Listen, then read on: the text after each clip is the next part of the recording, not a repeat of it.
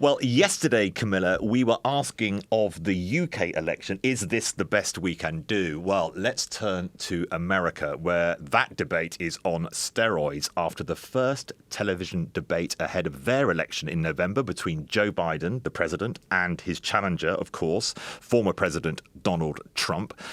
Camilla, as ever, you did have the best comedy line on this. Well, I have told this joke before, but my observation is that the American people are facing a stark choice between a president facing a prison sentence and a president who can't finish a sentence. So we'll be discussing why even the Democrats are wondering whether their guy should step aside. And we're going to be joined by our US editor, Tony Diver, who was at the disaster show, I think we can describe it as, in Atlanta. Welcome to the Daily Tea with me, Camilla Tominey. And me, Kamal Ahmed. Now, we knew, Camilla, didn't we, that the UK campaign and the US campaign would come together in some way. And this US TV debate last night really has been that moment. It was a real mess. I think there are two big takeouts. I watched it from the early hours of this morning. First of all, let's talk about Joe Biden. Wow, did he look old? He seemed to have real trouble presenting his main points, and there were some top awkward moments when he simply froze. Yeah, this freezing is really unsettling, and it does speak to this idea that there are serious questions about whether he's fit for office. And comparatively, we have this debate going on about whether Donald Trump is morally fit for office. But at the moment, I just think the American people would like somebody who is capable in the role. On Trump, I mean, I thought he was surprisingly good, considering everything he's been through in recent weeks. And obviously, he's massively under the cosh with these legal allegations and indeed a conviction still hanging over him. He looked, even though he's only a few years younger than Biden, much the more springier chicken. He looked... The springier chicken, yes. I mean, well, he's 78, Biden is 81, and it looked like a 78-year-old versus someone a lot older. Maybe I'm saying spring chicken because tan-wise, he is the colour of a chicken.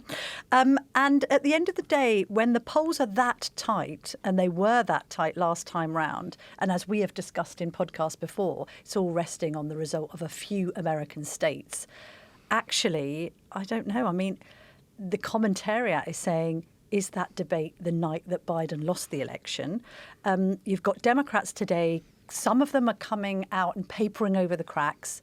And let's be honest, these are the same people who have been insisting that Joe Biden's absolutely fine. And then there are other senior Democrats now saying, not sure whether this guy is going to be able to go the distance until November. Does he need to be replaced? Trouble is, Kamal, I don't think they've got a succession plan, have they? That's been half the problem. We'll be getting into that with Tony Diver, who was actually at the debate in Atlanta, to just look at a little bit of the media reaction to it. The New York Post, now no friends of the Democrats, but a huge newspaper in New York State, just had a huge picture of Joe Biden and the headline, 2 words, just sad. Watching it, you did feel here was somebody who wasn't actually capable of operating at the level of the leader of the free world. And then let's take a news organization that's much more sympathetic to the Democrats, the Washington Post. Even its headline across the whole of its front page overnight was Biden stumbles as Trump spreads falsehoods. I agree with you that Trump did deliver well, but as ever, there's the conviction and there are the other criminal cases and civil cases that he is facing, but also just his endless boasts about his record, which they suffer under scrutiny. But look, why don't we go through the actual debate itself? To be fair to Joe Biden, as soon as he walked on stage, it looked as if he wasn't in the best of health. He looked pale. His voice was faltering from the very beginning. It's then been subsequently said that he has got a cold and he picked it up at Camp David during his preparation. There was some talk at the time, has he over-prepared? Has he done a Theresa May and done so many preps that actually on the big day, on the occasion, his voice has faltered? But I suppose the moment where it all came to a horrifically crashing halt was what will now be known as this sort of Medicare brain fade moment. Asked about the national debt, somehow he got confused. He then segued into talking about COVID. And then, well, Let's just take a listen. Eligible for what I've been able to do with the with the COVID. With dealing with everything we have to do with. Look, if we finally beat Medicare. Thank you, President Biden. President Trump? Well, he's right. He did beat Medicare. He beat it to death, and he's destroying Medicare. I mean, that's a pretty sharp answer from Donald Trump. That's Jake Tapper of CNN, and CNN hosted this first debate. Jake Tapper saying, "Thank you, Mr. President." And it's almost like he's saving him from this drift. And as you watch that or even listen to it, that idea again, I think we mentioned this yesterday, didn't we, where you put your hands up and you're looking through your fingers. You're thinking, oh, my goodness, please get this to stop. US presidential debates are huge moments. As you say, Camilla, the polls are really, really tight. They think that, maybe 70 million people will have watched this. These are really big coast-to-coast national moments when many people who are not engaged in politics at all, sort of almost like a duty of being a US citizen, watch their president do the debate. So the negative effects of seeing that moment and that freeze from the president must be quite shocking to a lot of people. I mean, at parts, he's incomprehensible. I think we've baked in that he can make gaffes and he can stumble. But that was a really stark example of just him not having his thought processes in order. Let's listen to the part where they talked about immigration and border controls. Like in the UK, the US is having this debate. Here's Biden on his own policies to control the flow of people across the Mexico border. 40% fewer people coming across the border illegally. That's better than when he left office. And I'm going to continue to move until we get the total ban on the total initiative relative to what we can do with more border patrol and more asylum officers. President Trump? I really don't know what he said at the end of that sentence. I don't think he knows what he said either. Look. I mean, Donald Trump must think his Christmases have all come at once. When you watch the whole thing, Camilla, I think, of course, everything is clipped up and social media really matters and how things are reported really matters. And this is not to underestimate the hugely negative impact of the clips we're going through here. When you watch the whole thing, it's not throughout a complete disaster. There are moments when, as you say, you've already priced in that Biden is not going to, behave like he's in the first flush of youth. He's not sending out zingers. He's just not that character, and Americans would be very used to that. And over the whole 90 minutes of the debate, you see some moments when he does seem slightly more engaged, at least. So it's not a total catastrophe, not a total catastrophe. No, he lands some good attack lines. And equally, to give Trump some credit, he could have absolutely gone for the jugular. He's like looking at him, he's kind of a bit confused and bewildered. He doesn't quite know how to handle it because he could have been really, really horrible to Biden. That's almost the worst it gets, that line that we've just listened to, when he basically says he doesn't know what he's talking about. Your slight sense is that Donald Trump can see that Joe Biden is burying himself. And he actually, I think you're right, I think he pulls back because he can see this guy's doing my job for me. Let's have a listen to Biden trying to put Trump's convictions and various legal charges into the debate because, of course, the polls suggest that could be the main negative for Trump supporters. How many billions of dollars do you owe in civil penalties for molesting a woman in public, for doing a whole range of things, of having sex with a porn star on the night while your wife was pregnant? I mean, what are you talking about? You have the morals of an alley cat. The spin room, though. I mean, imagine we've been in a few spin rooms. Okay, imagine if Starmer or Sunak delivered a performance that disastrous. What the likes of Victoria Atkins and Jonathan Ashworth would be saying. I do admit when we're often talking about broken Britain and who is Rishi Sunak and who is Keir Starmer, and is Keir Starmer a bit of a wardrobe and is Rishi Sunak kind of not able to land his points, I do think to myself, well, goodness me, at least we haven't got a battle between Donald Trump and Joe Biden, because if I was voting in the American elections, I would find it incredibly difficult. So, yes, in the spin room afterwards, as we do here, Camilla, the allies of both sides are meant to sort of, fan out and say how their guy did really, really well. Well, one of the people in the spin room, the former Democratic senator for Missouri, Claire McCaskill, didn't seem to get the memo on you're supposed to be out there backing your guy. This was what she said after the debate, and she made it pretty clear that Joe Biden had not done well. Joe Biden had one thing he had to do tonight, and he didn't do it. He had one thing he had to accomplish, and that was reassure America that he was up to the job at his age. And he failed at that tonight. Now, does that mean that my phone blowing up with senators and campaign operatives and donors, big donors from all over the country, does that mean that Joe Biden is not going to be the candidate? I don't know that. I mean, it's interesting to hear that admission from McCaskill, and she is speaking to MSNBC there, the American network. It's all very well for Democrats to be saying this now. What were they? I've been writing this quite a lot, Kamal, okay? I actually feel quite sorry for this guy. He has got quite an illustrious career behind him, which is in danger of being completely overshadowed. He's now becoming a global laughingstock.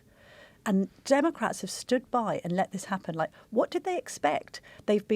I've written columns about this. I've been contacted by Americans. How dare you be so irreverential towards our president? I've even heard from American journalists, who do you think you are to be making these points? Well, thank God we live in a country where the press is able to properly scrutinise the fitness for office of our elected representatives.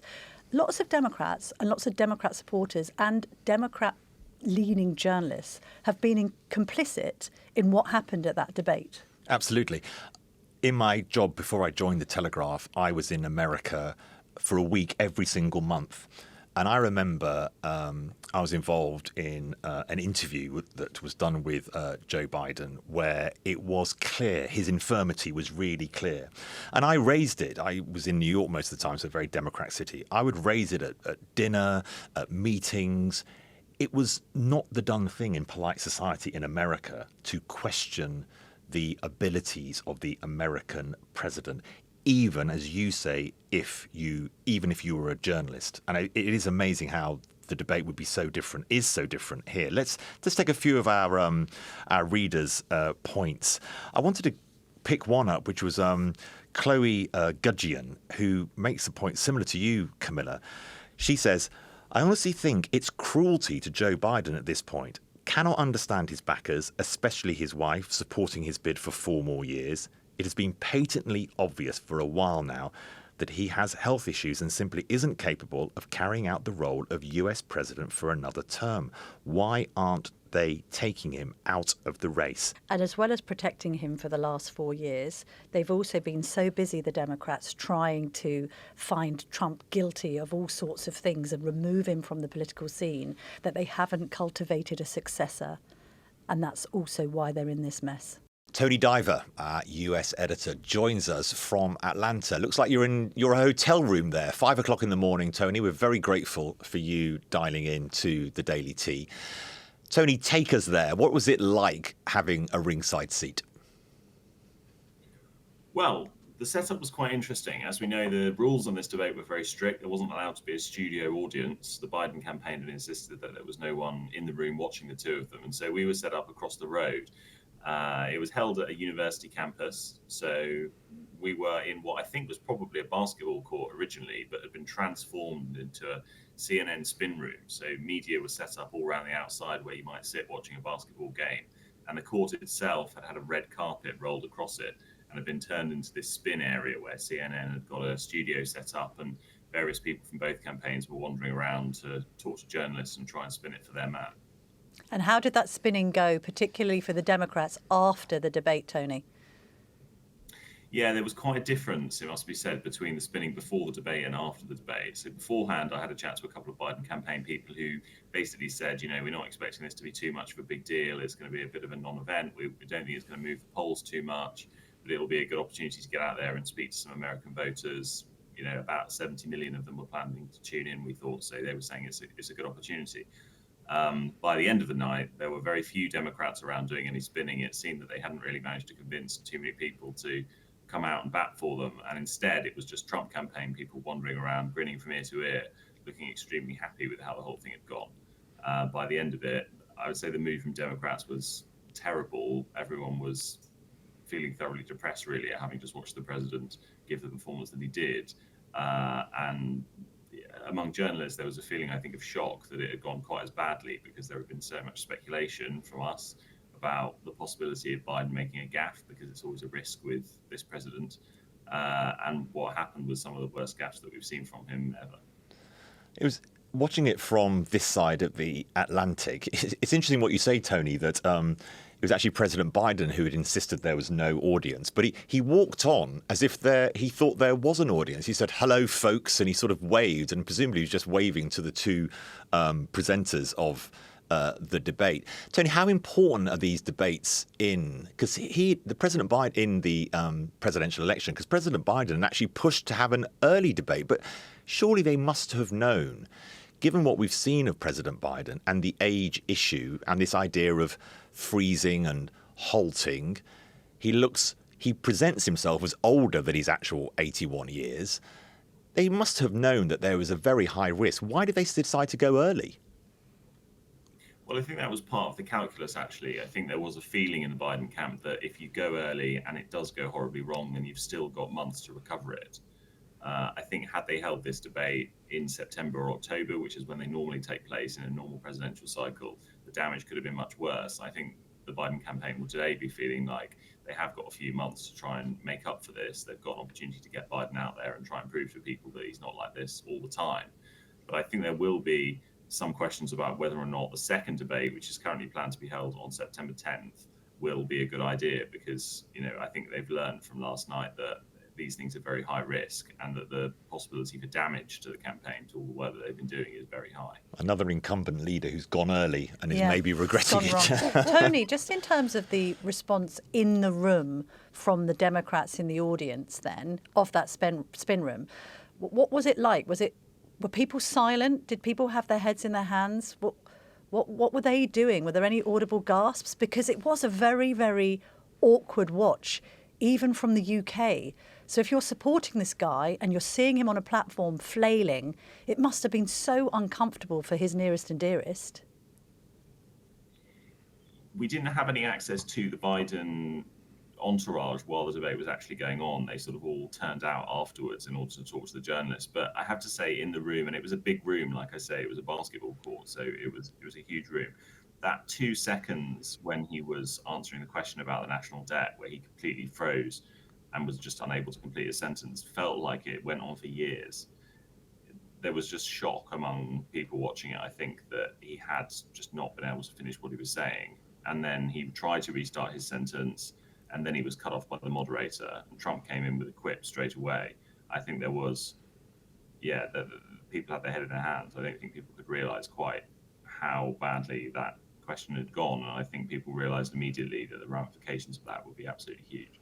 They did sweep out, Camilla, outside the spin room, they did start doing TV interviews to try and set the Democrats' narrative after, what was obviously a pretty disastrous debate for President Biden. Let's listen to Kamala Harris. She's the vice president. She was out pretty quickly on MSNBC. Well, it was a slow start. There's no question about that. But I thought it was a strong finish. And in particular, because what we know is that when you look at the two sides of the ledger, what we had in Joe Biden is someone who wanted to have a debate based on facts, based on truth.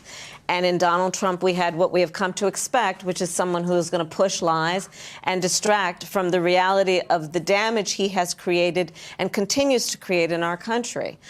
When I think about the significance of the substance of what is before us in November, in 130 days, we are looking at a president in Joe Biden who has done historic work, whether it be on addressing the infrastructure issue in America. Donald Trump, remember, kept talking every week was going to be an infrastructure week. It never happened. It was Joe Biden that made it happen, so that over $1 trillion is hitting the streets of America to upgrade roads and bridges. You look at what Joe Biden has been able to accomplish in terms of delivering for the American people, whether it be the creation of 15 million new jobs, over 800,000 manufacturing jobs, bringing manufacturing back to the United States, what we have done to cap the cost of insulin at $35 a month, finally taking on Big Pharma and allowing Medicare to negotiate drug prices. These are the substantive issues that the American people care about. And what we saw tonight is more of the same. Joe Biden fighting for the American people, Donald Trump fighting for himself. I mean, Tony, obviously she's putting a good spin on things there, the best that she can. The point is, this was almost a train crash waiting to happen. You've had Democrats propping up Joe Biden in some sort of denial about his ability to perform on the world stage, let alone the debate stage. And then it all comes to a crashing halt in such a public arena. So what are Democrats actually saying? You know, it's all very well the spin room. We've got reports on the Telegraph live blog that you've been doing over in America of quite senior Democrat figures now questioning whether Biden can continue in this presidential race. Yeah, that's right. And I think what was interesting about that is it happened almost immediately, almost as soon as the debate had even finished. There were reports of Democrats saying that they just didn't believe that this was someone that they could support. I think that speaks to the level of panic that there is at the moment in the Democrat Party. People texting around between each other as the debate was going on saying, we just can't believe it's gone as poorly as this, and we don't see how he can continue. So there is a serious conversation going on in the party at the moment about whether or not he should be their man when it comes to November. The problem is that they've left it very late now, and there was all this speculation about whether or not Biden could be replaced before we even started the Democrat primaries, which happened earlier this year. But that was always dismissed as nonsense speculation by the campaign, and it's not going to happen. This is all being pushed by the Trump campaign, and this is not a serious possibility. So Biden won the nomination. He was essentially unopposed during the primary, and he's all set to receive the nomination officially at the Republican convention the Democrat convention. I'll do that again. And he's all set to receive the nomination at the Democrat convention in August. So for there now to be a panic and for people to be worrying about it, they're left in a position where they're not really able to do anything about it. And I was looking through the rules again last night, and it seems that the only way that they could get rid of Biden and replace him with someone else is if Biden himself agreed that that was the best decision. There's no way of them launching a coup against him now, really. None of these people could actually challenge him. I mean, Kamal, I was thinking about it this morning, just seeing it all play out.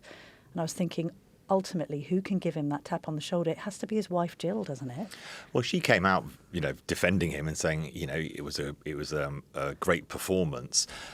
I think that what we can sometimes not understand from this side of the Atlantic, where getting rid of your leader is actually, as we've seen with the Conservatives, pretty regular occurrence. There's great reverence for the office of the President of the United States. And if an incumbent president in his first term, they've never had a female president, but in his first term in America, decides that he wants to run, then pretty much he runs. And as you say, Tony, the Democrats have sort of backed off any challenge to him, any serious challenge to that idea that President Biden would be the next Democrat presidential candidate.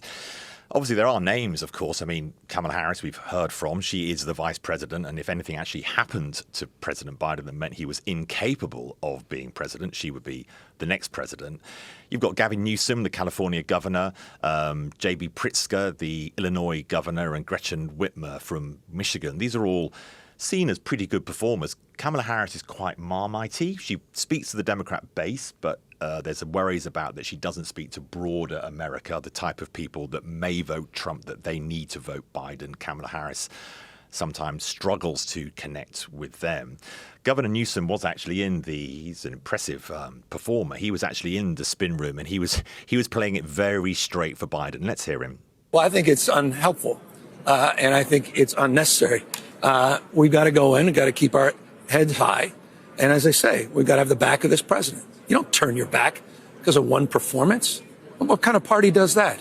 It's been a masterclass. 15.6 million jobs. That's 8 times more than the last 3 Republican presidents combined. The only thing the last 3 Republican presidents have in common is recessions. Democrats delivered. This president has delivered. We need to deliver for him at this moment. That was California Governor Gavin Newsom speaking to MSNBC. Tony, did Trump actually perform well? I mean, obviously we're focused on how badly Biden performed. How was Trump's performance in your mind?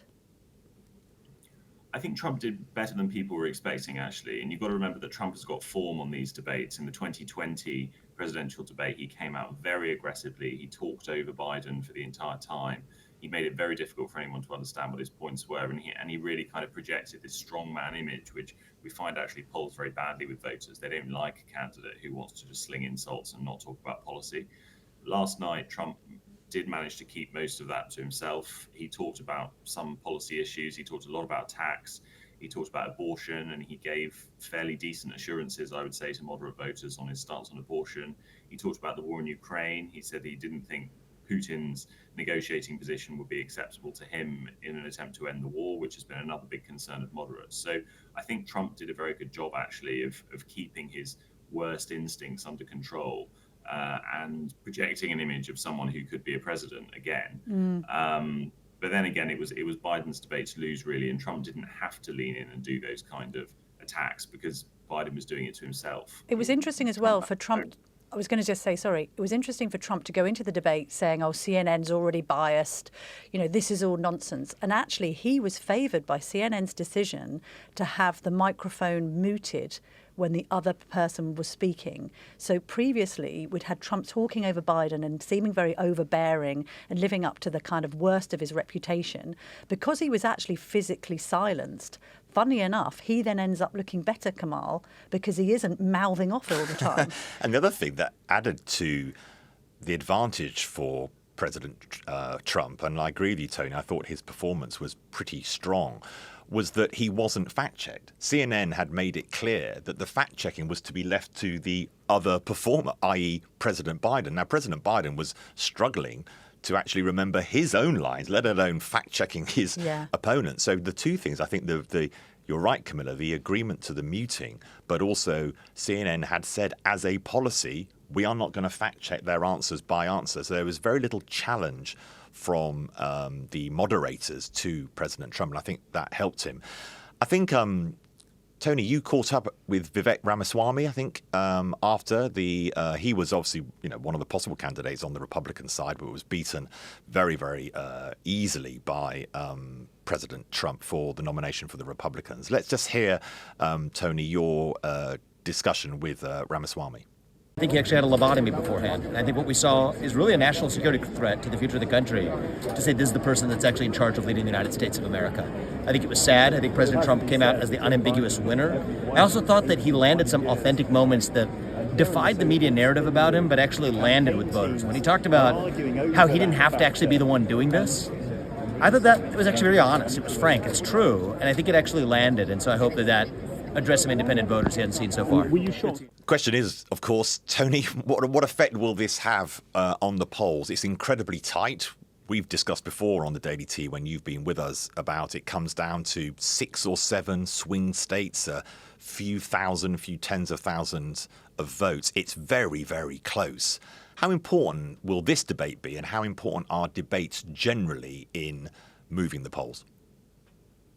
I think they're very important. And at this point in the race, Biden is neck and neck with Trump, but he's behind in these swing states. So for Biden, the most important thing is to try and expand his supporters from the number of undecided voters that are left. And there aren't very many of those, the poll shows. Most people at this point in the race have already made up their mind and they're still neck and neck. So what Biden really needed was to try and grab some of that center ground and try and increase his base. But this issue of him being old and him not being able to answer questions properly and not necessarily being totally with it mentally is the major problem that his campaign has, and is the top thing that is stopping those people from supporting him.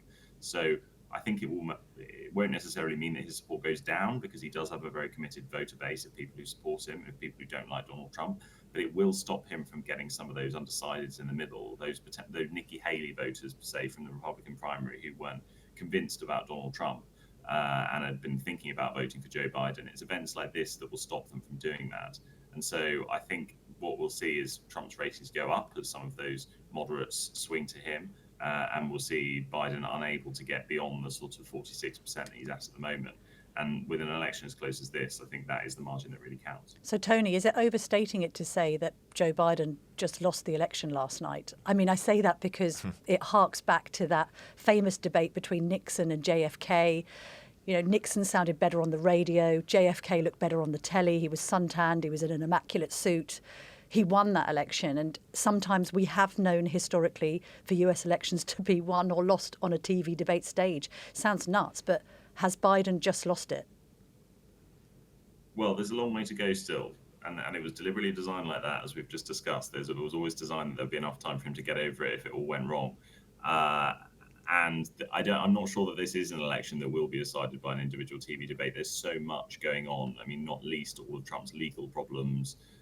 You've got two major wars going on around the world. There's a lot of policy stuff that could change this election in the next few months. But I think this will be a moment the voters will remember when they come into the ballot box in November. And I think it could seriously damage Biden.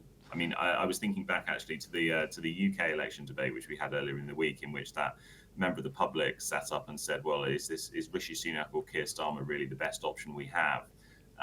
Well, I'd like to encourage that man to come over to the US and look at the options that are available to American voters, because they're a lot worse. We can get Robert Blackstock on the line and see what he thinks of Trump and Biden as well. We interviewed him yesterday on that very matter. It was a question which really summed up the election. Just a final one, Tony. Do you think that Joe Biden will be the candidate for the Democrats for the election on November the 5th?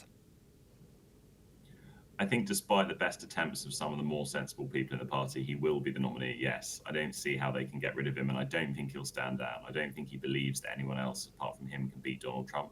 I think what we'll probably see is Biden become the nominee in August and a slow march towards defeat in November. Tony, we're going to let you board a plane back to Washington and then get some kip. Thank you so much for joining us. We're so grateful, Tony. Thank you, and safe travels.